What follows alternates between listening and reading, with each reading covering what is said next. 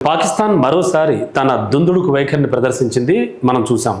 భారత వాయుసేన అంటే ఐఏఎఫ్ అయితే సమర్థవంతంగా తిప్పికొట్టింది. అయితే గత రాత్రి పాక్ సైనిక దళాలు ఉద్రిక్తతను పెంచడానికి చేసినటువంటి ప్రయత్నాలన్నీ కూడా భారత వాయుసేన రష్యా నిర్మిత అత్యాధునిక S-400 గగనతల రక్షణ వ్యవస్థ అంటే దీన్ని సుదర్శన చక్ర పేరుతో కూడా మన భారత్ అభివర్ణిస్తోంది.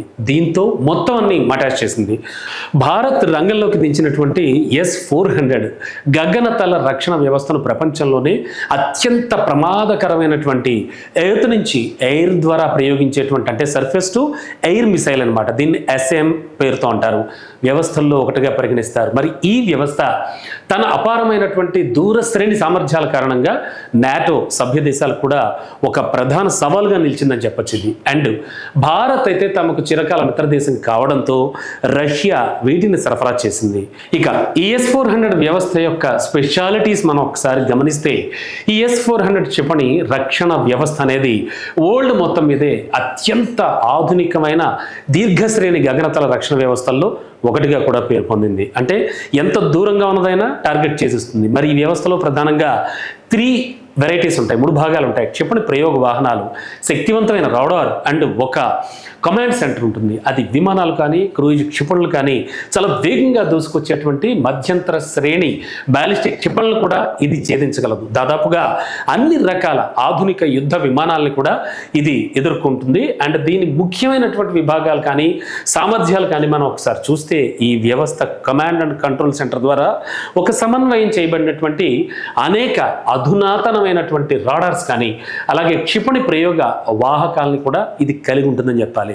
దీని మల్టీ ఫంక్షన్ రాడార్ వ్యవస్థలో 92N2 ఈ గ్రేవ్ స్టోన్ ట్రాకింగ్ రాడార్ అలాగే 96 L6 cheese board acquisition radar కూడా చాలా ముఖ్యమైనవిగా చెప్పచ్చు. ఇవి 300 డిగ్రీల సెల్సియస్ అందిస్తూ 600 కిలోమీటర్ల దూరంలోని లక్ష్యాలను కూడా గుర్తించగలవు.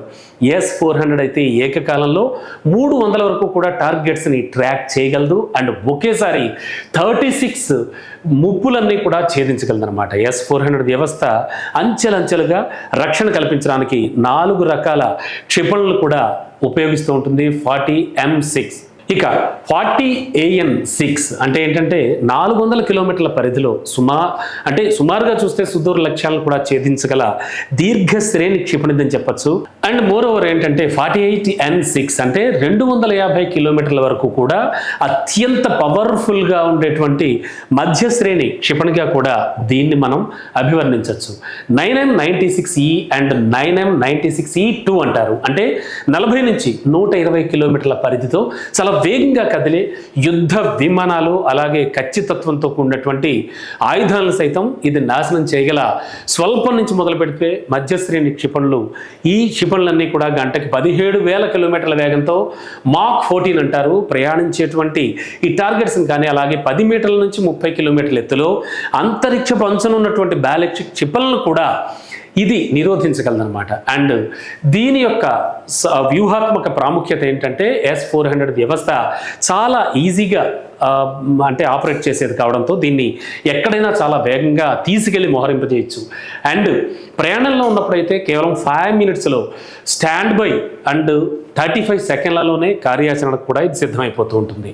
అండ్ దీని లాంచర్ వాహనాలు అయితే భారీ ట్రైలర్లపై అమర్చబడి రోడ్లపై కూడా గంటకు 60 కిలోమీటర్ల వేగంతో ఆఫ్ రోడ్లో అయితే గంటకు 25 కిలోమీటర్ల వేగంతో కూడా ప్రయాణించగలవు. ఇలా అత్యంత పవర్ఫుల్ అయిన ఈజీ టు యూజ్ అనేటువంటి విషయంలో రూపొందించబడిన ఇవి రష్యా నుంచి కూడా మనం దిగుమతి చేసుకున్నవి. దానికి సంబంధించి ప్రస్తుతానికి ఆ పాకిస్తాన్ నుంచి వాళ్ళు ఉపయోగిస్తున్న ప్రతి క్షిపణిని ప్రతి డ్రోన్ని కూల్చివేయగల సామర్థ్యం గల ఈ S-400 మాత్రం నిజంగా సుదర్శన్ చక్రాలకే భారత్కి ఉపయోగపడుతున్నాయి. అండ్ మోరోవర్ INSకి సంబంధించి కూడా మనం చూసాం. అండ్ మరో అద్భుతమైనటువంటి ఇది నిరోధించగల వ్యవస్థగా కూడా ఇండియాకు ఉన్నదని మనం చెప్పచ్చు.